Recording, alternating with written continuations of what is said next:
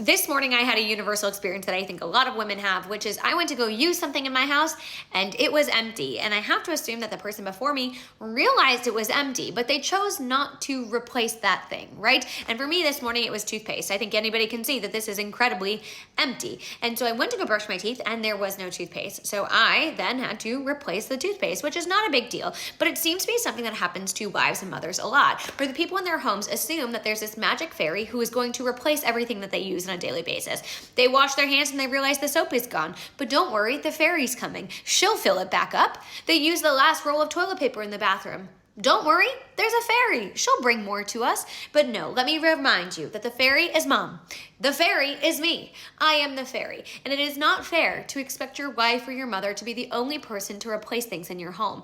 If you use the last of something, you need to replace it. If you were the last person to wash your hands and the soap is running low, get more soap. If you're the last person to brush your teeth and you had to squeeze it out of the tube, get more toothpaste. Do not leave this for your wife or your mother to find and replace. They are not there to follow you around replacing all the things that you need, because it seems like this universal experience that every time mom happens to use something, it's empty and she is going to refill it. It is lazy. If you're in a home, you are an active participant in that home. I don't care if you're a child or an adult male, you should be replacing the things that you use. So if you use the last of the toothpaste, replace it.